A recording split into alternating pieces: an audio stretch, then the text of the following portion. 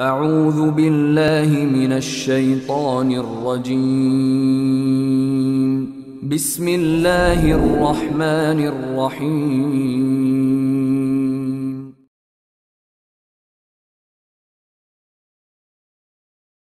ورحمة الله وبركاته.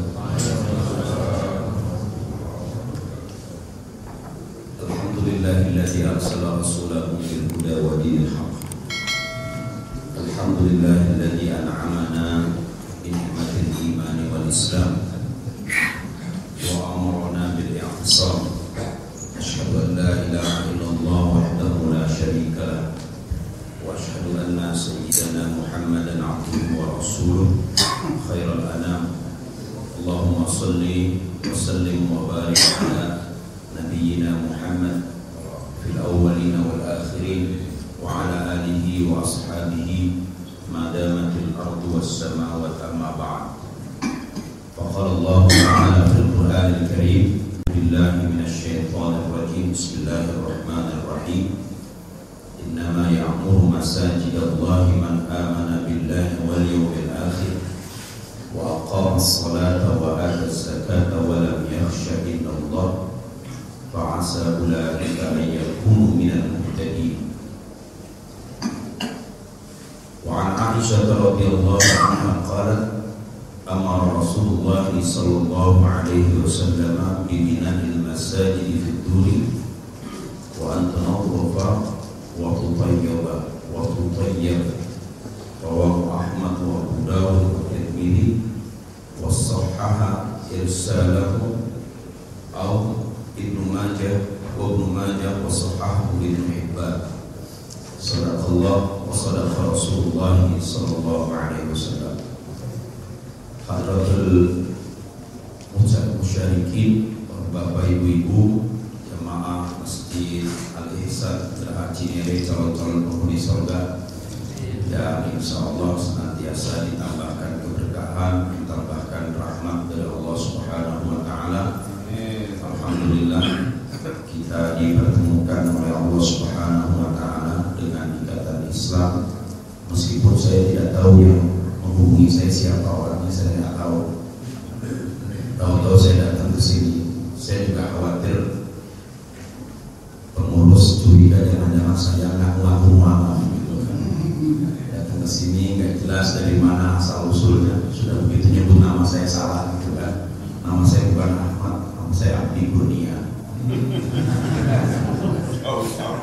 Dan sepertinya saya kenal Imam Subuh tadi, kalau nggak salah itu senior saya di Fakultas Hukum, Pak Fauzul Akbar kalau nggak salah. Fauzul Akbar, kalau nggak salah ya, kalau nggak salah karena dulu size-nya berbeda. Dulu kelihatan lebih kecil, sekarang mungkin agak melebar. Pak Fauzul, ada Pak Fauzul Akbar. Bapak Ibu sekalian, sebelum saya menyampaikan kajian, saya Abdi Kurnia ini nggak tahu juga kenapa dipanggil Ustaz. Mungkin story awalnya karena pada tahun 2001 ketika ada khatib Idul Adha memimpin sholat Idul Adha pingsan di depan saya, sehingga karena pengurus masjid panik tidak ada khatib pengganti, akhirnya saya maju. Sejak itu saya disebut sebagai Ustaz Jorok karena saya jorokin jadi Ustaz untuk menyampaikan khutbah Idul Adha yang tidak pernah direncanakan sebelumnya. Jadi memang sesuatu yang dikatakan itu biasanya jadi seperti tahun bulan ya, boleh gandakan Rp500 gitu kan, sebab kalau direncanakan biasanya tidak jadi. Jadi storynya di situ, saya kuliah di Fakultas Hukum UI sampai S2, kemudian ngaji kesana sini sampai ke Mekah dan Madinah, mendapatkan silsilah sanad hadis Rasulullah SAW dari jalur seorang ulama asal Minangkabau bernama Syekh Muhammad Yasin Al-Fadani yang menjadi guru di Masjidil Haram di Babu Sofa dan mendirikan madrasah di Mekah bernama Madrasah Darul Ulum. Syekh Yasin Al-Fadani ini adalah ulama Minangkabau, keturunan Minang yang lahir di Mekah. Beliau putra dari Syekh Muhammad Isa Al-Fadani yang merupakan guru di Madrasah Salatiyah, dan pada masanya beliau dikenal sebagai Musnidul Asr, pemegang sanad hadis yang paling banyak pada saat itu. Bahkan disebut Syekh Abdul Aziz bin Baz, Mufti Saudi Arabia, pernah mengambil sanad hadis dari Syekh Muhammad Yasin Al-Fadani. Dan murid-murid Syekh Yasin Al-Fadani di Indonesia ini cukup banyak. Di antara muridnya adalah almarhum Kiai Sa'al Mahfud dan Kiai Maimun Zubair, merupakan murid dari Syekh Muhammad Yasin Al-Fadani. Beliau wafat di Mekah pada tahun 1990. Nah, itu dari situlah saya mengambil jalur sanad keilmuan, terutama di bidang hadis dan sanad di bidang qiraah, karena selain beliau meriwayatkan hadis melalui jalur penyampaian secara sambung menyambung, beliau juga menyampaikan sanad pembacaan Al-Quran, terutama qiraah sab'ah, 7 bacaan dalam Quran. Jadi ada 7 periwayatan, bahkan 10 periwayatan yang diriwayatkan dari Rasulullah SAW dalam membaca Quran sampai kepada kita. Nah, yang umum dibaca di tengah masyarakat kita adalah riwayat Hafs, ya, dari Asim, dari Abdullah bin Mas'ud radhiyallahu anhu dari Rasulullah SAW. Itu standar riwayat Hafs namanya. Ada lagi riwayat Qalun, ada lagi riwayat Ibnu Katsir. Masih banyak lagi riwayat-riwayat yang kalau dipelajari untuk satu riwayat saja membutuhkan waktu kurang lebih 5 tahun. Jadi khatam dari suratul Fatihah sampai surat An-Nas, itu dapat riwayatnya sampai ke Rasulullah SAW membaca sebagaimana Rasulullah membaca. Nanti ada riwayat Qalun. Contoh riwayat Qalun itu riwayat Warash. Ada riwayat Warash itu disebut qiraah Warash, membaca wa duha wal laili idza saja ma wada'aka rabbuka wa ma qala wal akhiratu khairun laka min al-ula wa la sawfa yu'tika rabbuka fatardi alam yajidka yatima fa'awi wa wajadaka dhallan fahadi. Itu riwayat Warash. Jangan kemudian dikatakan itu dari orang Betawi baca Quran, karena itu dialek, ya, salah satu suku di Mekah membaca dengan dialek seperti itu. Jadi bahasa Arab ini bahasa yang sangat kaya dengan kata-kata, dengan kosakata, dan juga sangat kaya dengan dialek-dialek. Hadirin yang dimuliakan Allah, seperti topik yang sudah saya sampaikan, saya akan menyampaikan topik tentang masjid sebagai simbol kehormatan umat. Ketika Rasulullah SAW hijrah dari Makkah ke Madinah, Rasulullah SAW berdiam di Bani Najjar, perkampungan Bani Najjar, selama kurang lebih 14 hari. Bani Najjar ini diketahui mempunyai hubungan keluarga dengan Rasulullah SAW. Jadi Nabi punya keluarga di Makkah, dan Nabi juga punya keluarga di Madinah, terutama dari garis nenek. Karena kakek buyut Rasulullah yang bernama Hashim menikah dengan seorang perempuan dari Bani Najjar bernama Sofia. Nah, dari perkawinan Hashim dengan Sofia ini lahirlah kakek Nabi yang bernama Syaibah. Bukan Abdul Muthalib, nama aslinya adalah Syaibah. Abdul Muthalib itu gelar, karena Syaibah ini diasuh oleh pamannya yang bernama Al-Muthalib, sehingga kemana saja Al-Muthalib pergi, Syaibah selalu ikut, sehingga orang Arab menyebutnya Abdul Muthalib, budaknya Muthalib. Ya, Abdul Muthalib artinya budaknya Muthalib. Nama aslinya Syaibah. Nah, Al-Muthalib inilah yang kemudian menurunkan seorang ulama besar di bidang fikih yang disebut sebagai Nasirus Sunnah, penolong sunnah, bernama Al-Imam Asy-Syafi'i. Imam Syafi'i itu nasabnya bertemu dengan Rasulullah SAW di Abdul Manaf. Ya, jadi Rasulullah bin Abdullah bin Abdul Muthalib bin Hashim bin Abdul Manaf bin Qusay bin Kilab bin Murrah bin siapa lagi?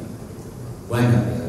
Bin Lu'ay bin Adi bin Ghalib bin Fihr, terus sampai kepada Nabi Ismail alaihissalam. Jadi Rasul itu hafal nasabnya sampai kepada pangkalnya, yaitu Nabi Ismail alaihissalam, dan merupakan sebuah kewajiban bagi setiap orang Arab untuk hafal nasabnya. Karena itu orang Arab memberikan nama anak hanya satu kata, tidak dua kata. Namanya pendek-pendek, Salim, Abdullah, ya, Utsman, Ali. Namanya pendek-pendek, dan seringkali dalam urutan nasab itu dibolak-balik nama itu. Seperti Raja Saudi Arabia Fahad bin Abdul Aziz itu punya anak namanya Sumud. Anaknya Sumud namanya Abdul Aziz lagi. Anaknya Abdul Aziz namanya Fahad. Jadi Fahad bin Abdul Aziz bin Sumud bin Fahad bin Abdul Aziz bin Abdul Rahman bin Sumud. Nanti ketemu lagi Abdul Aziz lagi. Bolak-balik namanya itu lagi itu lagi. Jadi nggak kreatif orang. Beda dengan orang Indonesia yang kalau memberi nama anak itu sesuai dengan momen. Lahir di pemilu presiden, maka nama anaknya Siti Demokrasiana, karena lahir berkaitan dengan pemilu presiden. Jadi lahir di bulan Ramadan, maka namanya Siti Marjania, karena pada waktu lahir dia nonton iklan sirup marjan. Itu orang Indonesia. Jadi sangat memberikan nama lebih dari dua kata, panjang sekali, ya kan? Mas Selamat Ngabehi, Selamat Wirodinito, Edi Prayitno, Joyo Monggolo, dan terus panjang sekali nama. Sehingga susah menghafal nasab. Itu orang Indonesia. Beda dengan orang Arab, nama satu kata itu tujuannya supaya keturunannya mudah untuk mengingat nasab. Nah, ketika Rasulullah SAW hijrah ke Madinah itu, beliau tinggal di perkampungan Bani Najjar yang merupakan paman-paman Rasulullah selama 14 hari. Setelah 14 hari beliau tinggal di situ, beliau kemudian bersama Abu Bakar As-Siddiq radhiyallahu anhu mencari sebidang tanah untuk didirikan masjid. Maka beliau membeli tanah milik anak yatim dan membeli tanah milik Abu Ayyub Al-Ansari. Kemudian dibangunlah Masjid Nabawi yang dulu merupakan komplek pemakaman orang-orang musyrik. Rasulullah perintahkan supaya makamnya digali, dipindahkan tulang-tulangnya, kemudian pohon-pohon yang ada di situ Rasulullah perintahkan untuk menebang. Maka beliau mendirikan bangunan masjid di situ. Beliau bersama-sama dengan para sahabat sampai Ummu Salamah, sebagaimana dikutip oleh Ibnu Katsir di dalam kitab Al-Bidayah wa Nihayah, menceritakan gomis Rasulullah SAW berlumuran lumpur karena beliau ikut bekerja membuat bata, membuat dinding-dinding bangunan Masjid Nabawi. Nah, ini satu uswah, satu teladan dari Rasulullah SAW bahwa seorang pemimpin itu bukan saja bisa menyampaikan perintah, tetapi seorang pemimpin juga harus bisa menjadi teladan bagi orang yang dipimpinnya. Ketika beliau memerintahkan para sahabat untuk bekerja, maka beliau bersungguh-sungguh dalam melakukan pekerjaan, bahkan lebih hebat dari yang dilakukan oleh orang yang beliau perintah. Jadi tipikal pemimpin begitu, dia harus lebih keras, lebih merasakan susahnya penderitaan dibandingkan orang yang dipimpinnya. Ini Rasulullah. Jadi Rasulullah itu tidak mengatakan kerja, terus kemudian diem aja gitu kan. Rasulullah itu mengatakan bangun masjid, beliau bekerja. Sampai diceritakan oleh Ummu Salamah, baju beliau itu berlumuran dengan lumpur karena beliau mencetak batu bata untuk bangunan Masjid Nabawi ketika itu. Tiang-tiangnya dibangun dari pohon kurma, lalu kemudian alas untuk sujudnya itu ditutupi dengan daun-daun pohon kurma. Begitu sederhananya bangunan masjid yang didirikan oleh Rasulullah SAW. Ketika beliau bekerja dan para sahabat bekerja, beliau melihat semangat para sahabat mulai kendor. Maka beliau mengatakan, la khaira illa khairal akhirah, Allahumma ansuril ansar wal muhajirah. Dalam riwayat An-Nasa'i, Ibnu Majah dan Abu Dawud, Rasulullah mengatakan tidak ada kebaikan kecuali kebaikan akhirat. Ya Allah, berikanlah pertolonganmu kepada orang-orang Ansar, orang-orang Madinah, dan orang-orang yang hijrah kepada mereka. Allahumma ansuril ansar wal muhajir. Maka setelah Rasulullah mendirikan masjid, kemudian Rasulullah menjadikan masjid sebagai tempat berkumpul. Ini menarik sekali untuk dipelajari, karena ketika Rasulullah SAW datang ke Madinah, status beliau belumlah diangkat atau diminta oleh penduduk Madinah sebagai pemimpin masyarakat. Pada waktu itu Madinah, konstelasi politiknya dikuasai oleh 3 kelompok. Pertama kelompok Aus, kedua kelompok Khazraj, dan yang ketiga kelompok Yahudi. Yahudi ini ada 3 suku, Nadir, Qainuqa, dan Quraidah. Orang-orang Yahudi sudah ada lebih dahulu di Madinah sebelum Rasulullah hijrah. Jadi diriwayatkan bahwa mereka datang ke Madinah itu kira-kira pada tahun 400 Masehi. Mereka sudah tiba di Madinah, atau setelah Nabi Musa alaihissalam wafat. Jadi dalam Al-Quran di surat Al-Maidah, Allah Subhanahu wa Ta'ala menceritakan bagaimana orang-orang Yahudi itu terusir karena mereka tidak taat kepada perintah Nabi Musa. Nabi Musa mengatakan, ya qaumi khulul ardal muqaddasata allati kataballahu lakum wa la tartaddu ala adbarikum fatanqalibu khasirin. Wahai kaumku, masuklah kalian kepada bumi, masuklah kalian ke dalam tempat yang disucikan yang telah dijanjikan Allah kepada kalian. Wala tartaddu ala adbarikum, dan jangan kalian berbalik ke belakang, nanti kalian akan menjadi orang-orang yang rugi. Itu di surat Al-Maidah ayat 20-an. Lalu orang-orang Yahudi mengatakan, ya Musa, inna fiha qauman jabbarina wa inna lan nadkhulaha hatta yakhruju. Wahai Musa, kami tak mungkin masuk ke dalam situ, karena di situ ada sekelompok orang yang kuat, yaitu orang-orang Filistin. Orang Filistin ini memang bukan penduduk asli Yerusalem, bukan penduduk asli Al-Quds. Nama Filistin itu diduga berasal dari wilayah Laut Tengah. Fisik mereka memang kuat, secara fisik mereka kuat. Lalu kemudian kecerdasan mereka pun mengimbangi kecerdasan orang-orang Israel. Karena itu di dalam Al-Quran dikatakan bahwa yang bisa mengimbangi orang Israel hanya orang Filistin. Maka dalam peperangan antara Israel dengan Palestina, misalnya ketika Israel menyerbu Gaza, dunia internasional mengeluarkan ketentuan bahwa tidak boleh ada bantuan senjata kepada pejuang-pejuang Palestina. Kenapa?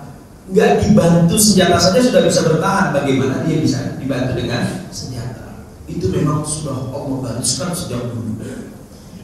Orang-orang Yahudi mengatakan, inna fiha qauman jabbarin. Di situ ada sekelompok orang yang sangat kuat. Wa inna lan nadkhulaha, kami gak bakal masuk ke tempat itu hatta yakhruju minha, sebelum mereka keluar dari situ. Wa yakhruju minha fa inna dakhilun. Kalau mereka keluar, barulah kami masuk. Ini orang Yahudi, orang-orang Israel. Maka karena mereka membangkang perintah Nabi Musa, Allah Subhanahu wa Ta'ala menetapkan bahwa mereka ini yatihuna fil ardh. Mereka tidak akan pernah bisa masuk ke situ selama kurang lebih 40 tahun mereka berkeliling mengitari bumi ini, mengitari dunia ini. Mereka tidak akan pernah mendapatkan tempat. Itu sudah sumpah Allah. Maka ketika Nabi Musa alaihissalam menjelang wafatnya, beliau kecewa dengan orang-orang Israel yang dulu meminta supaya mendapatkan tempat. Begitu sudah diberikan tempat yang dijanjikan, mereka tidak mau berusaha. Nabi Musa berkata sebagaimana ditulis di dalam kitab Ulangan pasal 32 ayat 2. Ingatlah ketika Musa, hamba Tuhan, berkata, Tuhan datang dari Sinai, cahayanya terbit di Seir, dan akan tampak kemuliaan kerajaan Tuhan itu di Gunung Paran. Itu di dalam Perjanjian Lama, kitab Ulangan pasal 32 ayat 2. Lalu setelah Nabi Musa mengatakan seperti itu, beliau meninggal di Yordania, maka sebagian orang-orang Israel hijrah mencari tempat yang bernama Gunung Paran. Dalam catatan orang-orang Israel, tempat yang bernama Gunung Paran itu adanya di wilayah Arabia. Maka mereka ada yang berputar dari Mesir menuju Ethiopia, kemudian melewati Somalia, nyebrang di Yaman. Karena itu ada orang Yahudi tinggal di Yaman. Dari Yaman ada yang bergerak menuju utara sampai di satu kota yang bernama Yasrib, dan mereka menetap di Yasrib.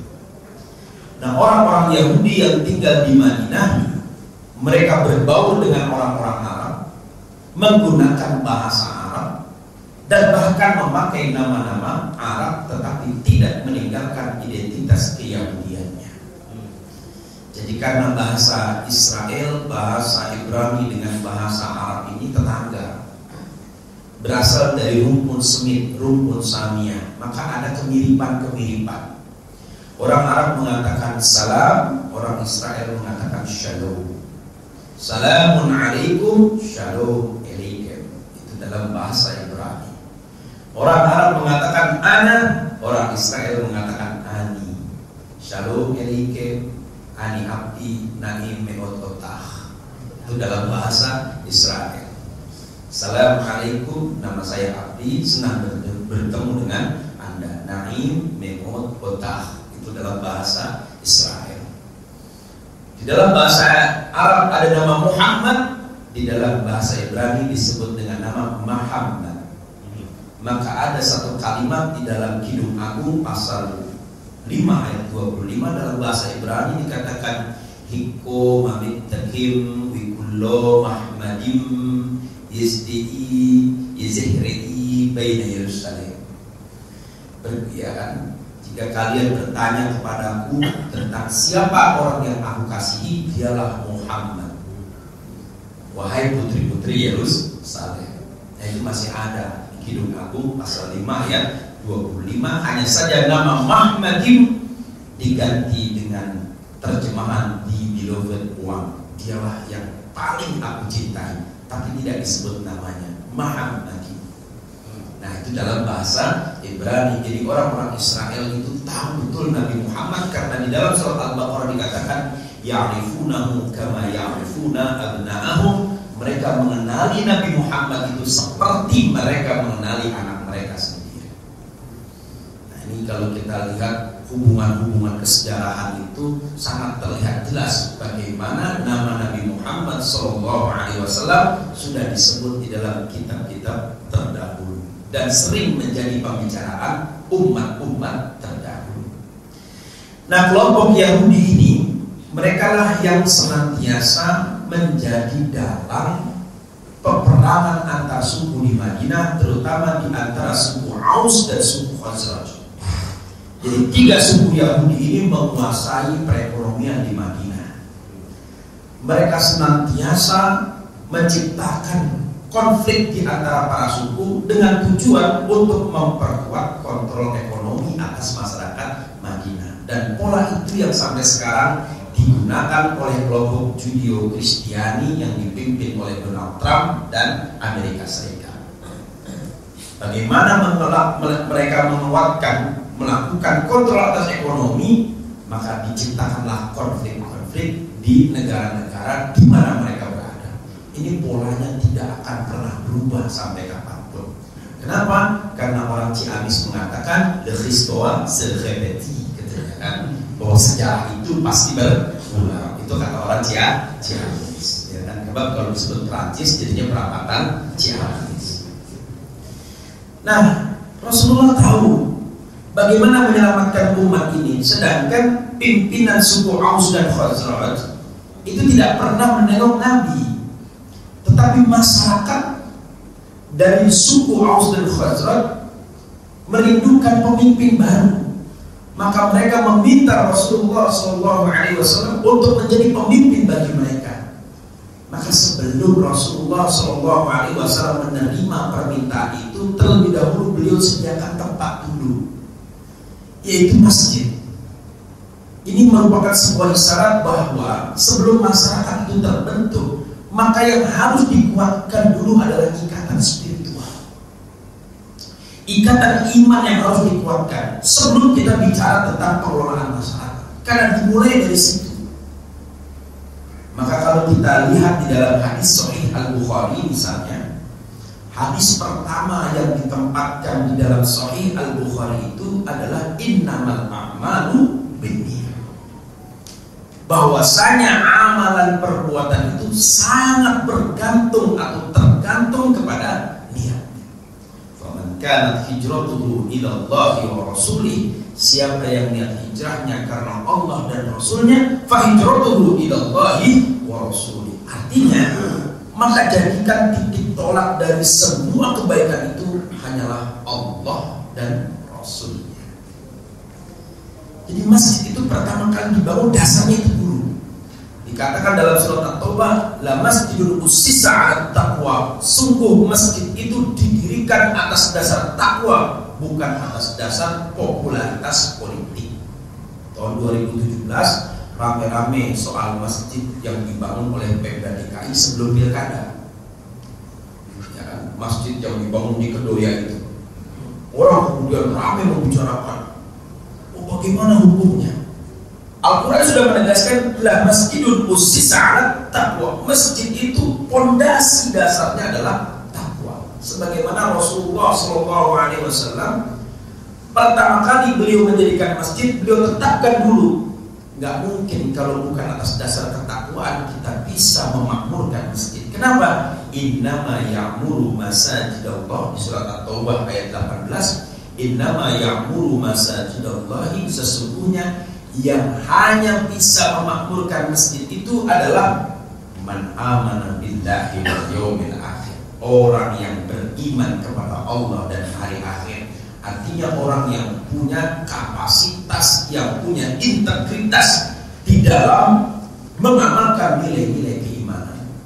Wa aqamas shalah, mendirikan sholat. Ini ditunjuk jadi pengurus masjid gak pernah datang ke masjid, tapi giliran itu kotak amal paling duluan dia datang ke masjid. Wah, itu bukan rahasia kalau di kampung-kampung wilayah sini. Ketua DKM gak pernah hadir, hadirnya cuma sholat Jumat. Kenapa? Karena itu kotak amal. Begitu dihitung, nah Ji, bagian lo segitu Ji, lo segini, gocap. Ini sisanya kayak gua semuanya ini. Ya kenapa? Kalau bukan gua yang ngurus masjid, katanya kakak bakal yang bisa ada.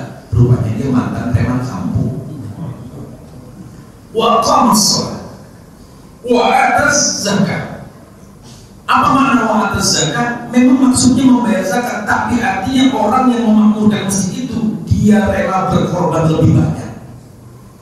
Maka Rasulullah itu nggak pernah bayar zakat. Ada nggak hadis yang menjelaskan Rasulullah bayar zakat? Nggak pernah Rasulullah bayar zakat. Kenapa? Karena setiap Rasulullah mempunyai rezeki, rezekinya selalu dibagi ke orang. Nah terus apalagi mau dizakati? Dia nggak punya. Ya, boleh kita nggak bayar zakat kalau memang kita nggak ada yang kita simpan. Karena kita nyimpan itulah kita bayar zakat. Jadi Rasulullah urus masjid, beliau nggak pernah bayar zakat karena setiap beliau menerima pasti langsung diberikan kepada orang lain, sehingga tidak ada harta yang ditinggalkan oleh Rasulullah Shallallahu Alaihi Wasallam. Kata Aisyah radhiyallahu anha, yang ditinggalkan oleh Rasulullah adalah satu tikar yang apabila beliau pakai untuk tidur maka berbekas di pipinya, lalu kemudian 2 lembar komis dan 1 kantong roti kering yang beliau pakai untuk persediaan makan selama 1 pekan. Jadi Rasulullah makan 1 pekan itu bukan 1 minggu ya, 1 pekan. 7 hari itu 1 kantong roti kering. Roti kering itu nanti dicampur dengan kuah kari. Itu dimakan oleh Rasulullah dan tidak banyak beliau makan. Umar bin Khattab radhiyallahu anhu seperti diriwayatkan oleh Al-Ghazali mengatakan bahwa cukuplah bagi Umar makan itu 1 genggam gandum 1 pekan. Segenggam gandum 1 pekan. Umar bin Khattab. Maka Aisyah radhiyallahu anha mengatakan bid'ah yang pertama kali dilakukan orang Madinah setelah Rasulullah wafat adalah makan sehari 2 kali. Bid'ah. Ya kan, kita sehari berapa kali? Ya, bisa 5 malah. Kalau dalam kantor, begitu kan, diajak meeting, makan lagi. Rasulullah itu makan sehari sekali. Maka Aisyah mengatakan bid'ah yang pertama kali dilakukan orang Madinah setelah wafat Rasul adalah makan sehari 2 kali. Itu harta yang ditinggalkan Nabi. Jadi apa yang mau dizakatkan? Dia pun dapat uang, kasih. Dapat makanan, kasih. Dapat baju, ada yang bilang baju Anda bagus ya Rasul, dilepas, dikasih. Apa yang mau dizakati?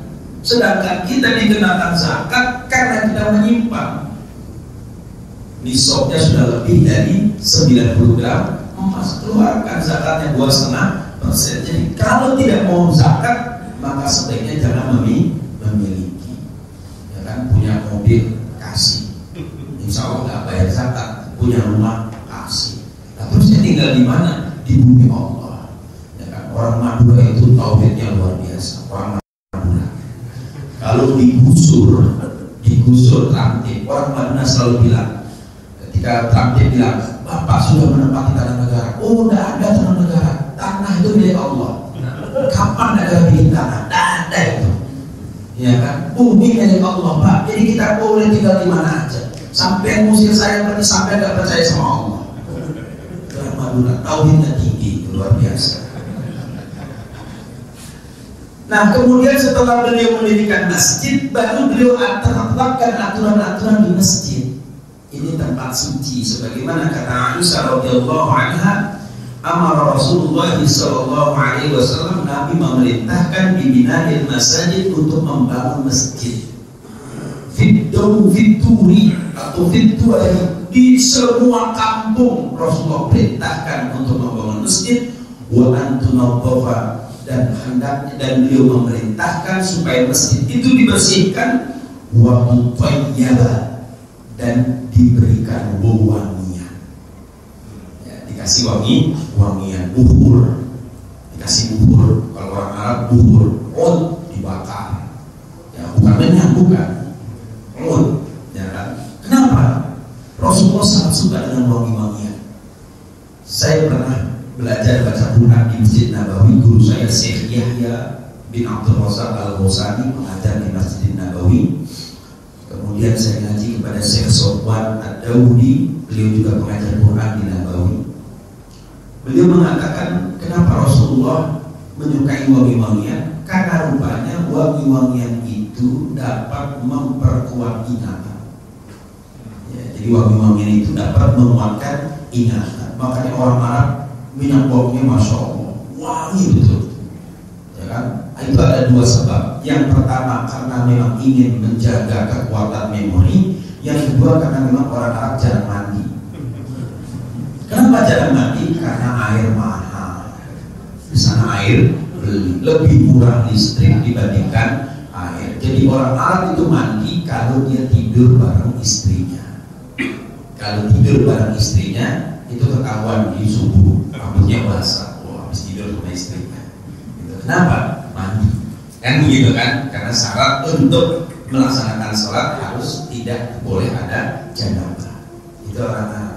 Maka mereka suka dengan wangi-wangian. Ka'bah itu selalu diwabihkan wangi-wangian setiap malam Jumat dengan buhur dibakar, asapnya membul kemana-mana. Masjid Nabawi tiap malam Jumat dibakarkan buhur, sehingga kalau wangi itu kita sholat pun merasa enak, wangi. Coba bayangkan kalau masjid bau jengkol, apalagi imamnya habis makan jengkol, begitu amin itu langsung kasar betul gitu kan. Perasaan kayak bukan di masjid, kayak di warteg, perasaan begitu. Bapak Ibu yang dimuliakan Allah, Rasulullah menetapkan aturan yang pertama, beliau katakan kalau ada yang datang ke masjid jangan langsung duduk, sholat dulu 2 rakaat. Kemudian beliau tetapkan aturan jangan cari barang hilang di masjid, ya kan? Beliau tetapkan aturan jadikan masjid ini sebagai tempat untuk mendekatkan diri kepada Allah, tetapi beliau juga tidak menutup kemungkinan musyawarah diadakan di masjid. Apa maknanya? Kondisi Rasulullah SAW membangun kesadaran hukum itu berasal dari masjid. Jadi masjid merupakan laboratorium penegakan hukum yang nyata. Karena begitu orang masuk ke dalam masjid, dia taat kepada aturan. Dan diharapkan begitu keluar dari masjid, dia pun juga taat dengan aturan yang berlaku di masyarakat. Ini menarik. Jadi model pendidikan hukum yang dilakukan oleh Rasulullah SAW itu bukan mengeluarkan aturan tanpa pelaksanaan, tapi beliau melaksanakan dulu aturan itu, baru kemudian beliau menjelaskan bahwa itu adalah aturan. Nah, di sini kemudian masjid mempunyai fungsi sebagai simbol kehormatan umat. Karena pengadilan diadakan di masjid, musyawarah diadakan di masjid, bahkan latihan perang pun diadakan di masjid, maka masjid menjadi tempat yang menghidupi umat ketika itu. Nah, tapi kemudian fungsi masjid ini mulai ditinggalkan oleh umat Islam saat ini. Sehingga pada akhirnya kita melihat berita di media sosial 2 minggu yang lalu, ada orang masuk ke dalam masjid membawa anjing. Aneh berita itu. Masuk ke dalam masjid membawa anjing, disentul. Nah, dari perdebatan yang muncul yang memprihatinkan, ada sekelompok orang yang tidak melakukan pembelaan terhadap masjid, tapi justru melakukan pembelaan terhadap anjing. Jadi bukan masjidnya yang dibela, anjingnya yang dibela. Sampai sekelompok orang ini menulis di media sosial dan viral kemana-mana. Bahkan ada seorang ustadz juga ikut menulis, jangan pernah menistakan anjing, karena anjing itu punya keistimewaan dibandingkan manusia. Yang pertama, anjing itu selalu menahan lapar. Yang kedua, anjing selalu bangun di malam hari. Akhirnya saya japri, Ustaz, kalau dipanggil anjing mau gak Ustaz? Belum ajar ya, katanya aku itu. Lu katanya anjing lebih mulia daripada manusia. Kalau gitu Ustaz, saya pernah lihat anjing, gimana kabarnya anjing? Gak mau dia. Loh, antum begitu, lu katanya anjing lebih mulia dari manusia. Enggak, saya cuma mau mengatakan, oh kita cinta binatang. Enggak lah, ini kan konteksnya berkaitan dengan masjid. Dulu waktu belum ada peristiwa ini, kita nggak pernah ngomong soal anjing. Ya anjing juga enggak. Kenapa tiba-tiba sekarang seperti mengatakan bahwa perempuan yang datang ke masjid bawa anjing itu nggak jadi masalah? Kenapa? Toh anjing juga makhluk Allah yang dimuliakan. Nggak begitu konteksnya. Karena konteks yang terjadi pada saat itu adalah orang datang ke masjid dengan niat untuk menista masjid, bukan untuk mencari klarifikasi. Lalu kemudian ada lagi yang menulis bahwa Rasulullah gak marah waktu ada orang Badui kencing dalam masjid. Ini juga merupakan konteks, Bapak Ibu sekalian. Sering kali kita baca di media sosial orang mengutip hadis tapi mengesampingkan konteks. Di dalam membaca hadis ada 3 hal yang tidak boleh kita kesampingkan. Yang pertama, kita tidak boleh mengesampingkan manatul hukmi di dalam hadis. Apa itu manatul hukmi? Manatul hukmi itu sebab hukum. Apa yang hukum yang terkandung di dalam hadis itu tidak boleh kita kesampingkan. Kemudian yang tidak boleh kita kesampingkan di dalam membaca hadis. Yang kedua adalah maqasidus syariah, tujuan syariat di dalam hadis. Dan yang ketiga yang tidak boleh kita kesampingkan di dalam membaca hadis adalah siyaqul kalam, konteks pembicaraan dari hadis yang disampaikan oleh Rasulullah SAW. Tidak boleh mengesampingkan konteks. Jadi dibaca menurut ketiganya.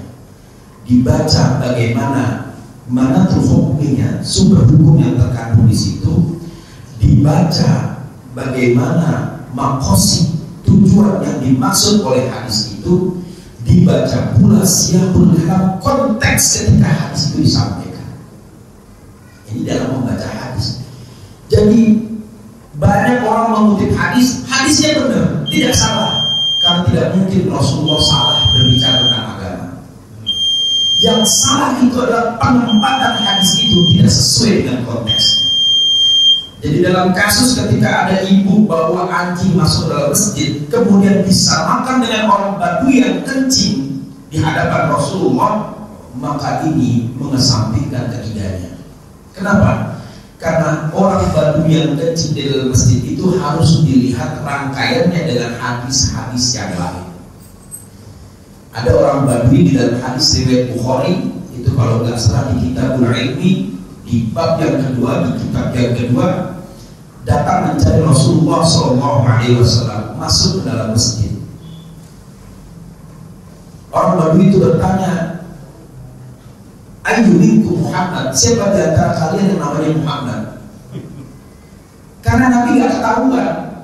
Nabi berpakaian sama dengan cara berpakaian para sahabat. Nabi berkumpul bersama dengan para sahabat. Biasanya Nabi kumpul itu di Babul Hijrah. Jadi kalau masuk Masjid Nabawi, dari Babus Salam, sebelah kiri Babus Salam ada pintu warna hijau namanya Babul Hijrah. Di situ biasa Nabi kumpul dengan para sahabat. Sekarang di Babul Hijrah yang berkumpul adalah para ulama hadis. Jadi kalau mau dapat hadis Nabi secara sambung nyambung sampai ke Nabi, ngumpullah di Babul Hijrah. Ketemu dengan para ulama hadis dari Aljazair, dari Mauritania, dari India, dari Maroko, dari Lebanon, dari Suriah, kumpul semua di situ, saling tukar menukar riwayat hadis.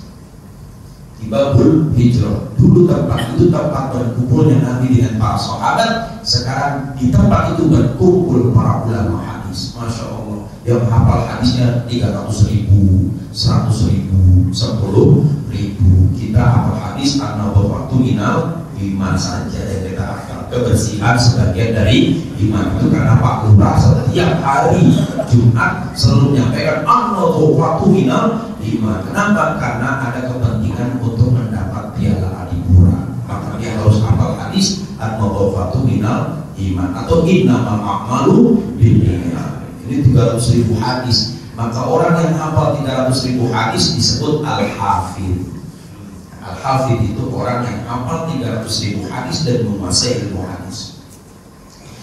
Nah, nggak bisa sama datang mencari Rasulullah, maka Rasulullah tunjukkan saya Muhammad. Kenapa?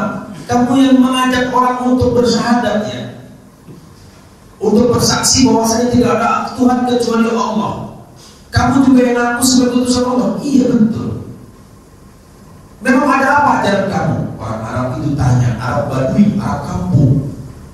Beda dengan Arab kota. Sampai sekarang yang namanya Arab Badawi itu keras tipikalnya dan mereka tidak tahu adab.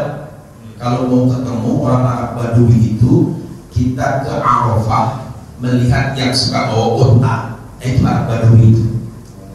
Ya, itu Arab kampung, Arabul Badi. Orang Arab Badi dari kampung, dari gurun. Sampai sekarang mereka nggak bisa baca tulis. Orang Arab nggak bisa baca tulis Arab. Jadi pernah teman saya itu diminta orang Arab Badui bacakan koran. Ikron, bacain buat saya katanya. Itu apa tulisannya? Lah itu kan orang Arab. Ya saya nggak ngerti katanya, karena saya nggak sekolah. Akhirnya dibacakan. Oh ini Raja Saudi Arabia mau menaikkan tunjangan sosial buat warga. Alhamdulillah, katanya kan begitu. Ya kan, karena di situ beritanya tentang naiknya tunjangan sosial 500 real satu bulan. Alhamdulillah, masya Allah. Ada misnain di Nukut, saya mau nggak punya duit katanya kan. Pas ada berita ini senang saya, tapi saya nggak tahu berita apa ini. Tolong bacain. Dan banyak orang Arab Badui, Arab Badi, Arab kampung yang sampai sekarang nggak tahu kalau sholat itu wajib. Arab kampung tinggalnya di gurun, ngamon onta, nggak ngerti karena nggak ngaji. Jadi siapapun yang tidak belajar agama, ada orang Arab pasti dia nggak ngerti aturan agama.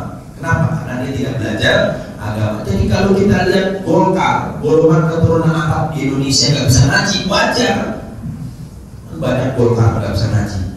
Golongan keturunan Arab, muka Arab, begitu baca Al-Quran, a'udzubillahi minasyaitonir rajim. Nah itu muka Arab baca Quran lempetan begini, ya ini nggak ngaji gitu ya kan begitu.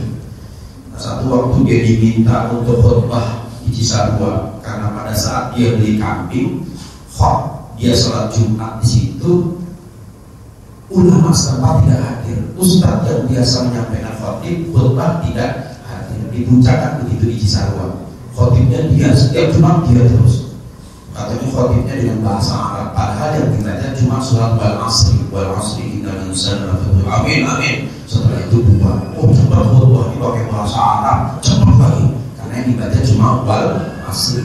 Begitu ajarannya nggak datang, dia ke situ.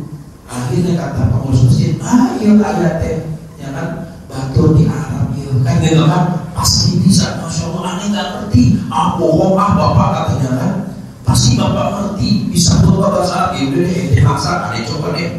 Akhirnya ketika alhamdulillah khutbah, dia baca alhamdulillah, ente khomsin, ana khomsin, amin, ente khomsin, ana khomsin, amin. Maksudnya apa? Ente gocap, amin. Barakallah. Begitu jadi imam baca Al-Quran, masya Allah, itu cerita teman saya orang Arab, keturunan Arab, bukan orang Arab. Karena dia nggak belajar agama, dia nggak paham. Itu yang di sini, apalagi yang di sana. Nah, jadi orang Arab Batu ini tanya, terus apa yang diajarkan oleh engkau? Sholat, zakat, berbuat baik kepada orang tua. Akhirnya orang itu mengucapkan syahadat.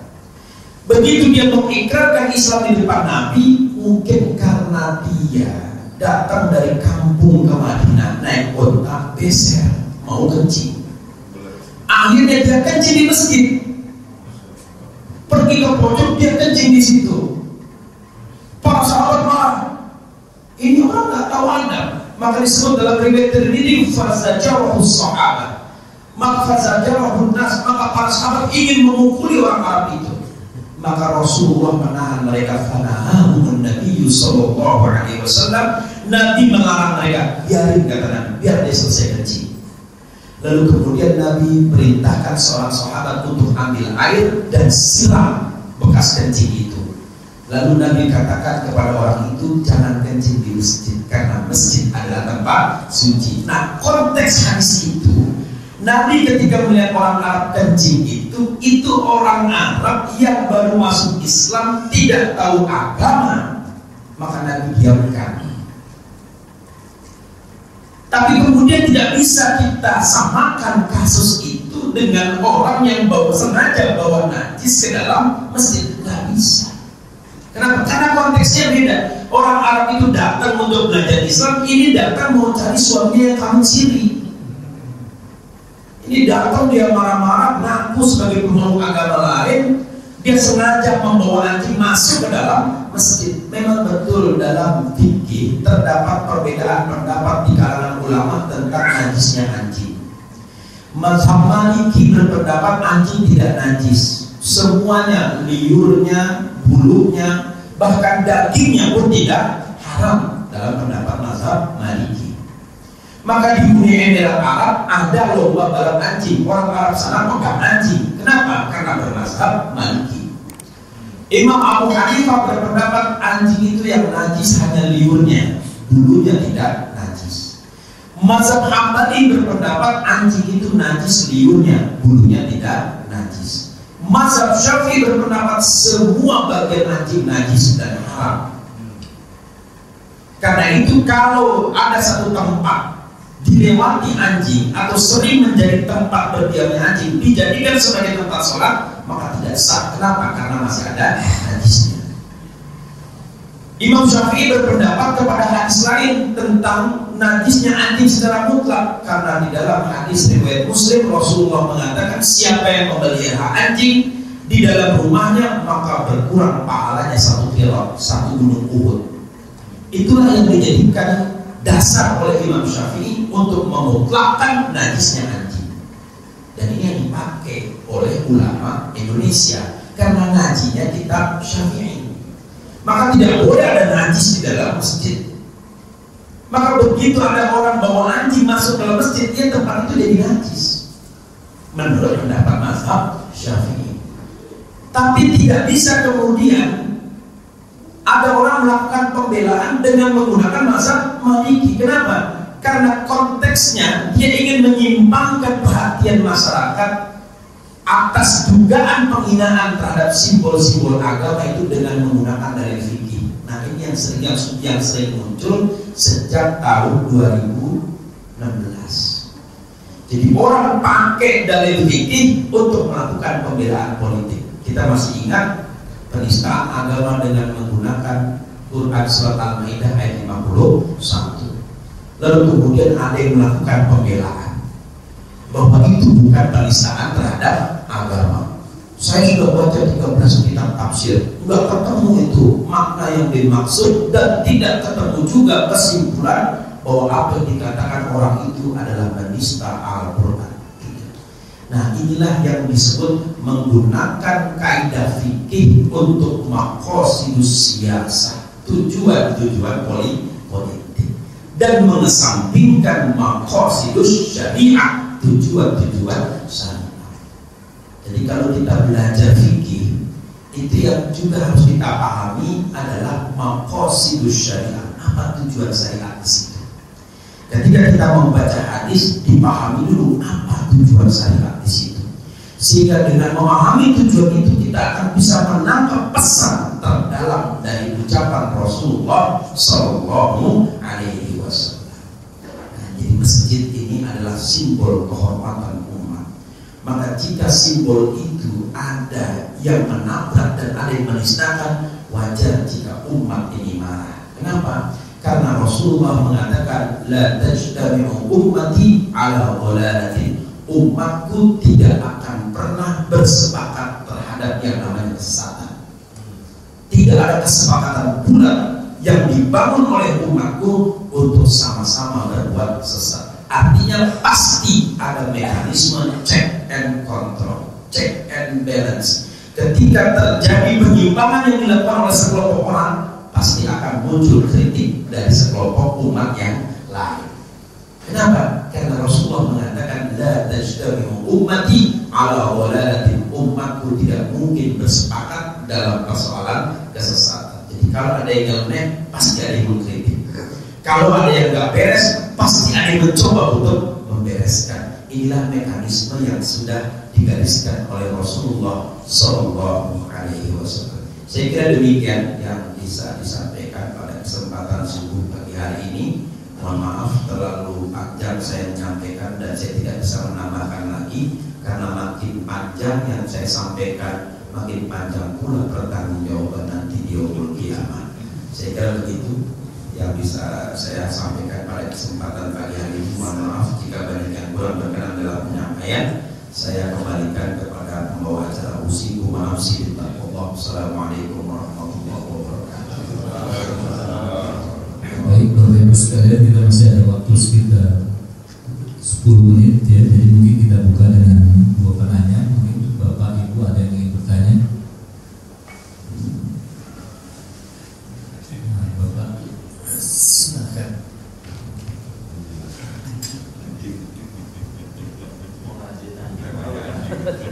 Assalamualaikum warahmatullahi wabarakatuh. Waalaikumsalam. Tadi Bapak menyinggung tentang perjanjian lama. Kita ini boleh nggak membaca Taurat, Injil, perjanjian lama, perjanjian baru? Bukan mempelajari apa namanya, paling tidak mengetahui gitu. Tapi saya khawatirkan terutama kita jadi sesat gitu. Kemudian terutama Injil itu dikabarkan ya udah berubah banyak gitu. Terima kasih. Cuma itu aja. Langsung dijawab ya. Bismillahirrahmanirrahim. Boleh nggak baca Quran karena takut tersesat nanti? Saya baca Bible itu dari SMA Pak, dari Aliyah. Alhamdulillah nggak pindah agama. Kan? Jadi persoalan membaca itu bergantung kepada niatnya dulu. Innamal a'malu binniyat. Kalau niatnya adalah untuk mengerti dan memahami bagaimana keyakinan orang lain, lalu kemudian dikaitkan untuk mencari kebenaran agama kita, boleh Pak. Ya kan? Niatnya seperti itu. Tapi kalau niatnya adalah untuk mengimani, untuk mengimani keyakinan agama lain, nah ini sudah masuk dalam kategori fasik. Masuk dalam kategori fasik. Karena dari fasik ini nanti geser lagi kafir. Yang pertama fasik dulu. Jadi kalau niatnya adalah untuk membuktikan bahwa ada keterkaitan antara agama yang dibawa oleh Nabi Muhammad SAW dengan agama yang disampaikan atau ajaran yang disampaikan oleh nabi-nabi sebelumnya, boleh. Karena Rasulullah SAW ketika ditanya tentang kabar dari Bani Israel, beliau mengatakan la tusaddiquhu wa la tukadzibuhu. Jangan kalian membenarkan, tapi juga jangan kalian mendustakan. Nah itu bagaimana maksudnya? La tusaddiquhu wa la tukadzibuhu. Saya memahami ucapan Nabi itu artinya bacalah dengan kritis. Membaca dengan kritis. Karena membaca dengan kritis itu kita tidak membenarkan dan juga tidak mendustakan. Dengan kritis dalam arti kita bertanya, ini maksudnya bagaimana? Ini kaitannya kemana? Itu membaca dengan kritis. Tapi jika kemudian kita baca itu, keyakinan kita menjadi goyah dan muncul ketidakpercayaan kepada keyakinan sendiri, lebih baik tidak usah. Kenapa? Karena kita memang diperintahkan untuk meninggalkan hal-hal yang meragukan. Kata Rasulullah, "Da'ma yuribu ila ma la yuribu." Tinggalkan yang membuat kamu ragu kepada yang tidak membuat kamu ragu. Nah ini perintah, kaidahnya begitu. Jadi kalau Bapak baca, misalnya Bapak baca, maka muncul pertanyaannya, apa kepentingannya Bapak baca itu? Kan begitu. Kepentingannya apa? Tujuannya apa? Ya kan? Kalau saya katakan, misalnya saya bilang bacalah supaya kita ngerti, ya jangan juga. Kenapa? Karena hanya orang-orang tertentu saja yang memang punya pemahaman yang mendalam terhadap kitab-kitab agama lain. Nah, saya membaca itu karena kaitannya dengan studi perbandingan agama, kaitannya untuk melihat benang merah antara ajaran yang dibawa oleh Rasulullah dengan ajaran yang dibawa oleh nabi-nabi sebelumnya. Nah kalau bicara bahwa ada perubahan, ya memang ada perubahan. Bahkan Asosiasi Gereja Amerika mengatakan hanya 20% di dalam perjanjian baru itu yang betul-betul ucapan Yesus. Hanya 20%. Ya kan? Itu menurut hasil penelitian hasil Dewan Gereja Amerika. Only 20%. Cuma 20%. Berarti yang 80%-nya bukan ucapan Yesus. Karena itu di dalam Lukas pasal 1 ayat 1 dikatakan bahwa setiap orang banyak yang meriwayatkan firman dari Tuhan dan meriwayatkan kejadian-kejadian yang berkaitan dengan firman, padahal dia tidak pernah mendengar langsung apa yang difirmankan. Begitu pula dengan saya, kata Lukas. Jadi Lukas ini nggak pernah ketemu dengan Yesus, tapi dia mengatakan, dia menulis tentang Yesus. Ya kan? Jadi sanadnya kalau dalam ilmu hadis munqati, sanadnya terputus. Ya kan? Sanadnya munqati, terputus.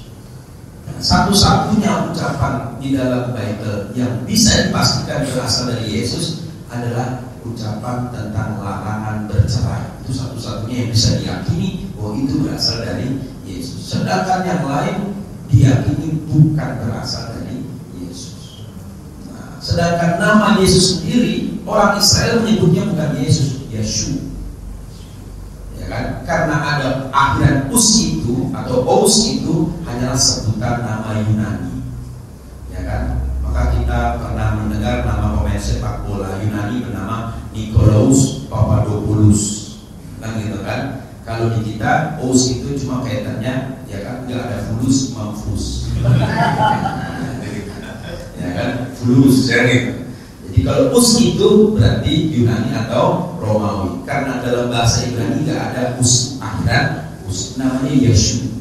Dan Bapak bisa lihat di YouTube bagaimana pandangan orang Israel terhadap Yesus. Israeli opinion on Jesus. Bapak bisa lihat ya, bagaimana opini orang Israel terhadap Yesus. Kenapa? Karena Yesus itu orang Israel. Apa katanya? Kata orang sebagian orang Israel, katanya dia nabi, katanya dia nabi, katanya dia Tuhan, kata orang Israel. Ada lagi yang mengatakan, ya dia seperti Musa, sama, ya, sama dengan kita, sama, kata orang Israel. Jadi kita lihat opini orang Israel terhadap Yesus. Ada di YouTube, Bapak bisa cari Israelis opinion on Jesus. Jadi penyebutan nama Yesus sendiri pun sudah menjadi persoalan. Kenapa? Karena orang Ibrani, orang Israel menyebutnya Yeshu. Dan Nabi Muhammad SAW namanya tidak berubah, sebutannya tetap Muhammad. Cuma orang Jawa karena nggak fasih Muhammad, itu orang Jawa. Muhammad itu orang Jawa. Makanya orang Jawa kalau namanya Muhammad, saking dia nggak mau susah nyebut H itu, maka disingkat Mat aja. Ya, Muhammad Sani, Mat Sani, kan gitu kan? Ya, Muhammad Sani, Mat Sani, kan gitu. Muhammad Rahmat, Mat Rahmat, nah itu orang Jawa. Ya, kan? Abdul Ghafur, Dul Ghafur, Abdul Rahman, Dul Rahman, Abdul Qahar, Dalhar. Nah, begitu Abdul Qahar jadi Dalhar. Nah itu orang sebutan saja dialek, tapi nyebutnya tetap Muhammad.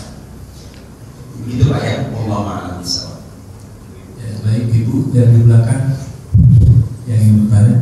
Assalamualaikum warahmatullahi wabarakatuh. Waalaikumsalam. Ustaz, tadi kan disebutkan bahwa masjid itu adalah landasan takwa, landasan pembangunan umat dengan landasan takwa. Nah, sekarang ini kan banyak masjid yang mungkin dipimpin oleh atau dikelola oleh aliran-aliran yang berbeda atau didatangi oleh jamaah-jamaah yang berbeda. Pertanyaan saya adalah misalnya ada yang masjid tradisional, ada yang masjid NU Muhammadiyah, ada masjid Salafi, ada masjid Tarbiyah misalnya. Nah, sebagai orang awam, bagaimana kita misalnya sebagai pengurus masjid mengelola perbedaan aliran? Lalu sebagai jamaah, bagaimana kita melihat masjid-masjid seperti ini?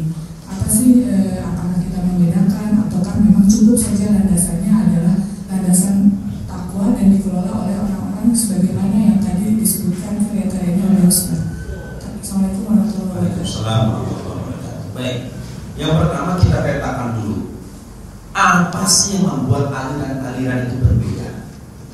Itu dulu kita katakan di situ bahwa aliran-aliran itu, saya katakan kelompok bukan aliran, firqah. Firqah itu berbeda itu karena banyak sebab. Yang pertama ada perbedaan orientasi politik, ya kan. Kemudian yang kedua perbedaan orientasi fikih, dan yang ketiga perbedaan orientasi sejarah. 3 sebab perbedaan di antara firqah. Ya, firqah ini bisa dia berkembang menjadi aliran kalau meyakini bahwa apa yang mereka pahami ini sebagai ideologi yang tidak bisa ditinggalkan, sebagai bagian dari akidah keyakinan, maka dia sudah menjadi aliran. Tapi kalau hanya sekedar perbedaan visi, cara pandang fikih misalnya, ya kita bisa kompromi. Tadi imam sholat Pak Fauzul Abror nggak baca kunut, saya tahu dalilnya dari Abu Malik Al-Asy'ari radhiyallahu anhu.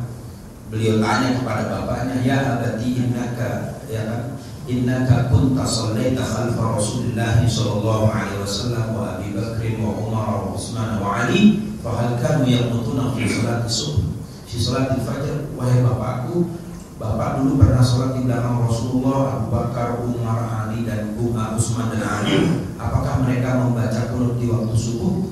Qala bunayya muhdas, wahai anakku, itu adalah perkara yang diperbarui, perkara-perkara yang baru, bid'ah, yang kemudian ditafsirkan sebagai bid'ah. Hadis sahih riwayat An-Nasa'i, Abu Daud dan Ibnu Majah. Tapi saya juga dapat hadis sahih tentang kunut subuh. Anas radhiyallahu anhu qala Mazala Rasulullah sallallahu alaihi wasallam yaqnutu fi salatil fajr hatta faraqa dunya, rawahu Bukhari. Dalam riwayat Bukhari dikatakan Anas bin Malik mengatakan bahwa Rasulullah tidak pernah lepas membaca qunut di waktu subuh sampai beliau meninggal dunia. Ini dalil. Ini kan perbedaan fikih. Imam Syafi'i berpendapat, itu dalilnya Anas bin Malik.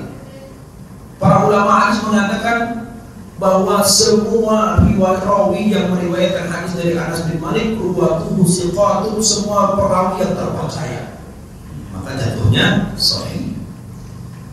Nah, kalau begitu bagaimana menyikapinya? Akhirnya saya membaca, ini kan bukan ucapan Rasul, ini keterangan sahabat, ya kan? Karena tidak dikatakan qala Rasulullah sallallahu alaihi wasallam. Semua mengatakan an Anas bin Malik. Anas bin Malik bercerita Rasulullah dulu begini. Yang satu lagi Abu Malik Al-Asja'i bercerita, saya pernah nanya bapak saya, kata bapak saya enggak pernah. Bukan kata Rasulullah sallallahu alaihi wasallam. Sehingga setiap hadis yang cuma berisikan pernyataan para sahabat pasti mengandung ikhtilaf di situ. Pasti ada perbedaan pendapat di situ. Gimana solusinya? Ya sudah, hargai saja. Ya kan? Ini perbedaan orientasi fikih. Maka ketika saya memimpin sholat di masjid yang baca qunut, saya baca qunut. Kenapa? Karena ada dasarnya hadis Rasul, hadis dari sahabat. Ketika saya ikut jadi makmum ke imam yang tidak qunut, ya nggak jadi masalah. Kenapa? Karena makmum itu mengikuti imam. Ini perbedaan orientasi. Nah, yang dikatakan tadi tradisional dan yang modernis, katakanlah seperti itu. Ini kan ada dua tambahannya. Ketika ada orientasi fikih, berbeda orientasi fikih, berbeda pula orientasi politik. Cara pandang berbeda. Yang tradisional umumnya pilih Jokowi Ma'ruf Amin, ya kan? Yang modernis Prabowo Sandi, kan gitu kan? Tapi tetap kalau tahiyat begini, walaupun pilihnya dua, nggak begini, kan begitu. Saya anti begini, kenapa? Nanti dianggap dukungan politik, maka saya tahiyatnya begini.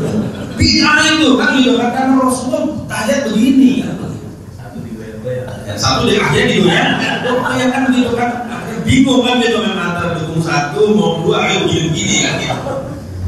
Nah, ini kan perbedaan orientasi. Kemudian ada perbedaan orientasi historis. Kelompok Salafi ini kan orientasinya historis. Pokoknya kalau bukan dari generasi salaf, salah, kan begitu. Maka kita tidak harus bijak juga loh. Apakah yang tradisional juga nggak melihat salah? Mungkin lihat salah juga. Karena dulu yang menggunakan istilah salaf itu kelompok tradisional, pesantren salafiyah. Dulu kelompok NU yang menggunakan itu istilah salafiyah. Bahkan yang menggunakan kata modern itu cuma Gontor. Pondok modern Gontor. Yang disebut pondok salaf itu bapak tanya kampung-kampung di Jawa. Pondok salaf berarti maksudnya salaf itu ya tradisional itu, karena makna dari kata salaf adalah tradisional. Nah, kemudian begitu setelah perang Teluk tahun 90-an, istilah salaf itu ternyata bukan lagi domainnya orang NU. Yang pulang dari Saudi belajar juga bahwa kita juga salaf juga. Emang salaf ente doang. Nah, yang bingung nih orang Betawi, aneh salaf kalau gitu. Salaf 88 kan gitu. Lebih parah lagi dikasih 88. Ini kan perbedaan orientasi. Nah, bagaimana menyikapi seperti itu? Menyikapinya gampang saja. Karena kalau kita bicara takwa ini porosnya adalah tauhid, porosnya adalah akidah. Ya kan? Poros akidah ini yang tidak bisa kita tarik kemana-mana. Dia di situ akidahnya. Jangan kemudian mengatakan ini akidah versi ini. Karena Syiah itu sudah mengkapling akidah itu cuma milik mereka. Ahlussunnah nggak begitu. Ahlussunnah itu ya kalau sama-sama kita mengakui Muhammad sebagai Rasul terakhir, risalahnya itu berlaku sampai hari kiamat. Quran ini adalah dustur panduan kita, bahwa sunnah itu adalah acuan kita, ya kan? Kemudian orang yang bersyahadat adalah saudara kita, kiblatnya kita masih sama, gitu kan? Maka sudah kita ketemu di situ. Maka kita lihat orang sholat di Masjidil Haram, fikihnya beda-beda. Ada yang sholat Allahu Akbar, Maliki, tidak begini, ya kan? Allahu Akbar, Maliki kan begitu. Di sebelahnya Hambali, ada yang begini. Sebelahnya lagi ada yang begini, di sebelah lagi ada yang tidur. Itu anak kecil kan begitu kan? Yang tidur anak kecil kan begitu. Kan tidak jadi masalah kemudian begitu salam, terus kemudian ente kok nggak begini? Kan nggak menanyakan itu. Kenapa? Karena kalau sudah menghadap Ka'bah, ya kan mustaqbil kiblat, itu kita sudah merupakan perbedaan. Itu tauhid. Kalau kita sudah ke sana, arahnya sama, kiblatnya sama, kita sudah merupakan perbedaan di antara kita. Ya kan? Sudah nggak lihat lagi berbeda, ya sama kita sholat. Imamnya sama. Ya kan? Jangan kemudian karena dia fanatik dengan kunut, dia nggak mau sholat di Masjidil Haram. Kenapa? Imamnya kunut. Ya kan? Raksa pokoknya. Aku sholatin nang hotel lain kan gitu kan? Itu kan ada jamaah yang begitu. Pokoknya nak kurut tak genah pokoknya. Aku ya harus diajarin dulu dari kiai-kiaiku sholat harus pakai kunut kan gitu. Kotor. Padahal santai saja gitu kan. Karena imam di Masjidil Haram itu ketika rakaat kedua memberikan kesempatan orang doa kunut cukup lama. Yang tidaknya cukup lama. Coba perhatikan subuh di Masjidil Haram. Begitu tidak di rakaat kedua agak sedikit lama. Loh kenapa nggak baca doa sekalian di situ? Dan juga nggak perlu ngangkat tangan. Ya kan? Tidak perlu ngangkat tangan. Ya sudah kesempatan itu agak lama bacanya baca. Jadi sebenarnya di Masjidil Haram pun sudah fleksibel. Nah, bagaimana kita sebagai jamaah menyikapi masjid seperti itu yang beragam seperti itu? Kita jadi pengurus, maka kita ambil kesatuan saja. Mari kita pahami perbedaan itu dengan kita melihat kembali kepada dasar bahwa perbedaan ini kan adalah perbedaan persepsi cara pandang, ya kan, terhadap tafsir Al-Quran dan Sunnah. Kan yang berbeda itu penafsirannya. Qurannya nggak beda, Sunnahnya tidak beda, yang berbeda penafsirannya, ya kan. Jadi kita kalau sudah melihat seperti ini, maka tasamuh toleransi kita terhadap sesama kita ini menjadi lebih besar.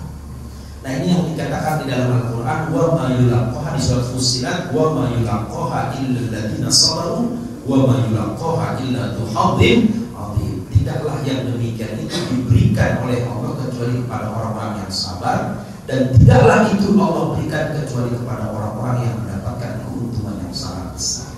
Jadi enak-enak saja dengan perbedaan itu, kita tidak perlu risih.